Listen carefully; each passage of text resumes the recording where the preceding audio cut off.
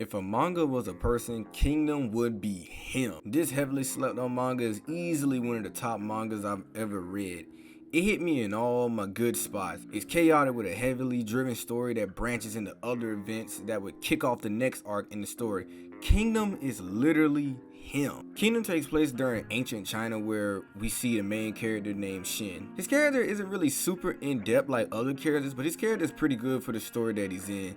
A young kid training day and night with his best friend as they wanted to be the greatest generals in all of China. Now, notice how I said just DMC? The reason I said this is because his best friend would get smoked by an assassin. To the reader's knowledge, we would think that this would be for no reason, but we later learned that his friend would be the body double for the king so he could escape. Shin, just like anyone, would be visibly angry that his friend would get erased off the panels just so someone else could walk, but later he realizes that it would be a necessary sacrifice and something he'll have to get over with time. The king, who is the same as Shin, is Sei. Sei is a pretty calm and smooth guy under pressure. Becoming king at that young of an age would put anyone in a stressful, but he's always calm because he knows that as a king he can't show fear or emotion or it'll change the morale of the people of Quinn. Wanting to be the greatest general in all of China requires you to go to war, and what is a better time than 100 years of war? As we get to see many wars in Kingdom, we see how many different these battles will be very different as they explain battle tactics from each general. It would show how some generals would prefer to play defense and others would prefer to play offense.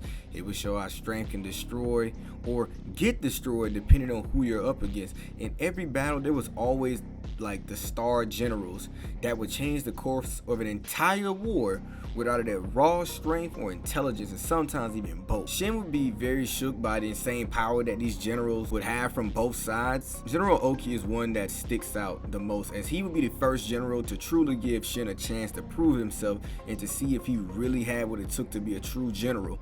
Over time, his name would start to grow all over China as he continued to best some of the greatest warriors in all of China. Kingdom even talks about politics, but not in a boring way. It actually makes it entertaining, as there's a mini drama story, and it doesn't really drag it out. It's almost like 1 to 2 chapters every now and then. But given that Kingdom takes place in Asia and areas like that, I've always had a thing for ancient Asian history. The aesthetic and the vibe was always something I gravitated to. Since Kingdom would be the embodiment of that, it's to no surprise that I would get hooked onto this manga.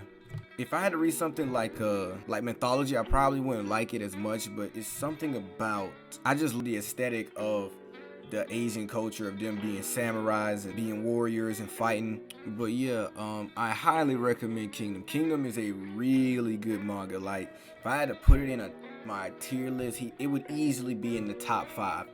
As it was just amazing. And the fact that people haven't really read it is kind of shocking to me, because this manga has about 700 chapters and I'm already like halfway through it.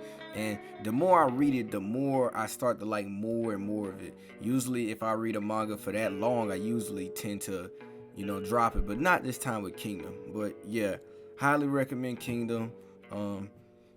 That's the end of the video, and yeah, see y'all later. They're like animals, and I slaughtered them like animals. I hate them. I'm right around town with a ratchet bitch. Say, cutting you back on your ratchet shit. I'm right now, Mr.